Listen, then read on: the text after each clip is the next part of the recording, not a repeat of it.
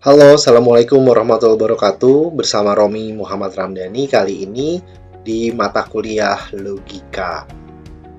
Pada rekaman ataupun kuliah online ini, saya akan membuat intisari dari pertemuan mengenai ataupun bab mengenai pengertian, objek, dan kerangka dasar logika. Jelas, yang pertama nanti akan kita bahas di pertemuan ini adalah apakah pengertian dari logika. Persepsi dari definisi logika tentu saja banyak.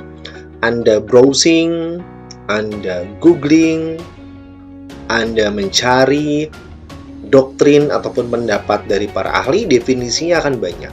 Namun di kali ini, saya akan mengangkat ataupun mengambil definisi logika dari Ahmad Dardiri. Apa yang beliau katakan mengenai definisi dari logika? Studi mengenai metode dan prinsip-prinsip yang digunakan untuk membedakan penalaran yang benar dari penalaran yang salah. Ada kata kunci yang saya buat menjadi kapital, yaitu studi, metode, kemudian prinsip. Untuk apa tujuannya? Membedakan penalaran yang benar dari penalaran yang salah. Oke, itu ingat kuncinya. Ada sebuah studi untuk apa? Yang tujuan sebelum ke untuknya nanti membedakan penalaran, caranya nanti ada metode atau prinsip-prinsip yang akan kita pelajari nanti di pertemuan selanjutnya. Ini kan baru prolog ya, baru opening. Pertanyaan dari saya yang perlu Anda pahami selaku mahasiswi saya di mata kuliah logika, ataupun siapapun ya, teman-teman yang lagi mendengar rekaman ini, Anda perlu paham untuk apa sebenarnya manusia berpikir logis. Ya toh? Karena kan semua kegiatan jangan karena kita sekedar ngikutin kita belajar, tapi semua kegiatan kita pahami mengapa kita melakukan hal itu. Kalau enggak ya kita jadi generasi bebek yang hanya ikut-ikutan tanpa paham kenapa kita melakukan sebuah aktivitas. Maukah jawaban dari saya untuk alasan untuk berpikir logis? Pertama, untuk menghindari hoax, untuk menjauhi fitnah maupun propaganda. Itu pentingnya dari kita melatih logika ataupun berpikir kritis di sini ya. Hal sederhananya untuk melatih logika ataupun berpikir kritis, kita memahami adanya sebuah sistematika untuk berpikir, adanya sebab akibat yang berpikir.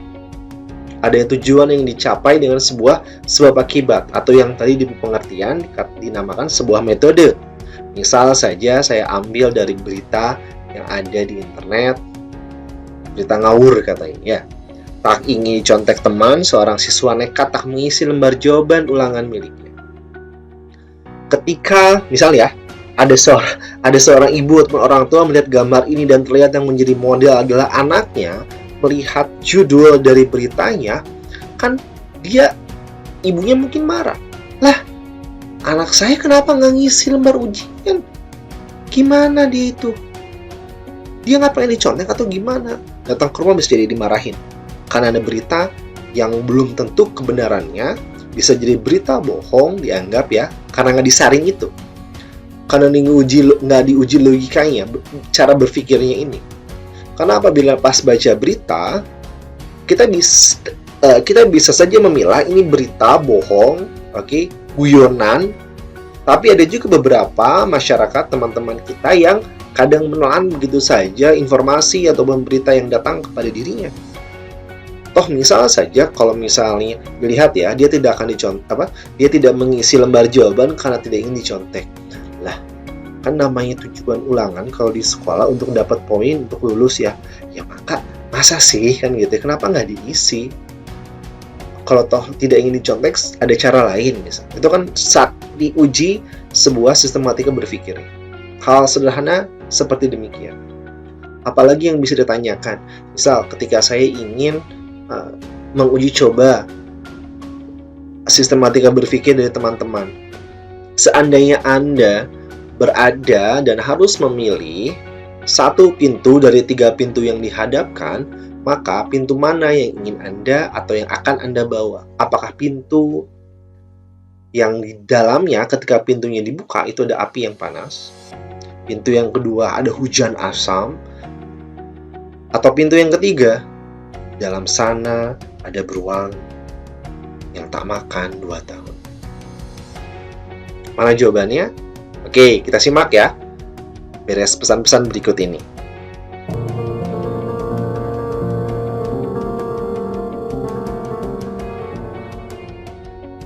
Kelas Yoga Terapi merupakan sebuah program dari Rom Yoga di mana saya, Romi, sebagai instruktur dari Rom Yoga akan datang ke tempat Anda untuk membina, memimpin latihan yoga terapi kepada komunitas Anda. Jumlah komunitasnya minimal 2 orang, maksimal silakan. Disesuaikan dengan kenyamanan tempat Anda atau tuan rumahnya siapa, silakan dikoordinasikan. Sebagai tuan rumah ataupun komunitas yang saya datangi, Anda diharapkan sudah memiliki yoga mat masing-masing. Sehingga saya datang ke sana hanya untuk melatih, tidak membawa yoga mat untuk Anda para peserta.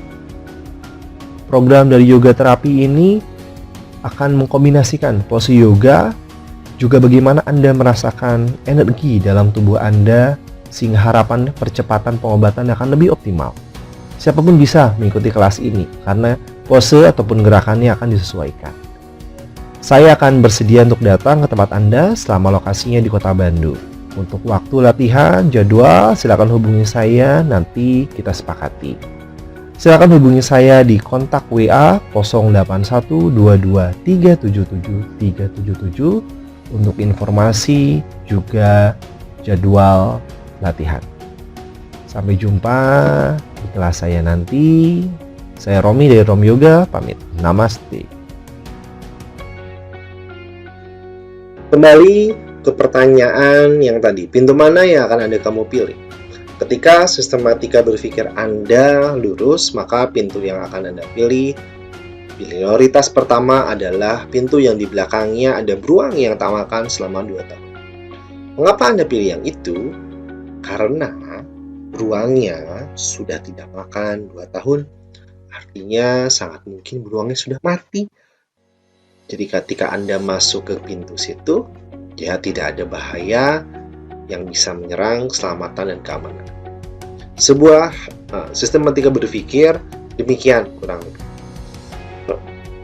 Logika masyarakat kita perlu diwaspadai, ini terbiasa error, ngaco, bahkan karena pembiasaan dari orang tua, dari keluarga. Maka hati-hati Anda yang menyimak ini, bila sudah punya anak, punya adik, ataupun kelak menjadi orang tua, kasih penjelasan yang benar, logis untuk mendidik anak.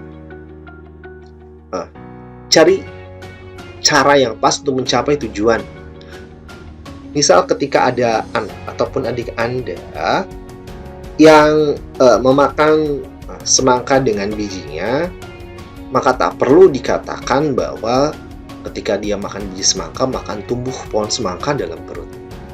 Ini akan merusak, dan bisa jadi Anda mungkin niatnya bercanda atau ngasih tahu nggak usah dimakan, tapi pada anak yang berpikir apa adanya atau polos dan menganggap itu sebuah kebenaran, maka akan terjadi logika berpikir yang tidak semestinya. Kan gitu.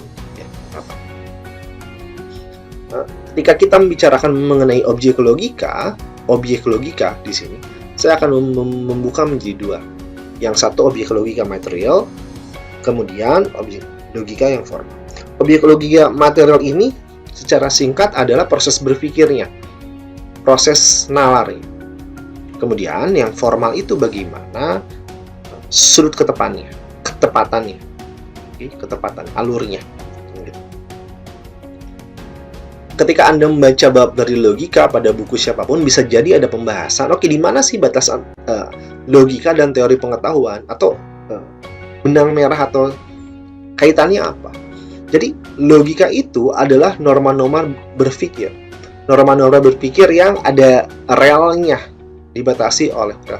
Teori pengetahuan berjalan di norma-norma berpikir itu. Sehingga harapannya dapat menjadi valid sebuah pengetahuan.